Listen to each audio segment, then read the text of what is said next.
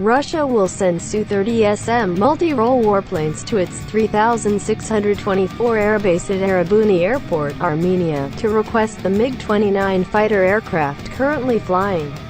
As many as 18 Su-30SM will be moved, said a source in the Russian military. Su-30SM shipments are scheduled to begin next year and will be delivered in 2 stages, from 2020-2021.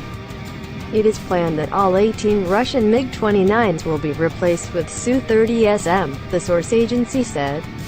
According to him, the fleet of fighter planes is planned to be renewed in 2 stages, so as not to stop the execution of duties by the Russian airbase, because the flight crew must undergo a retraining program for new fighter aircraft.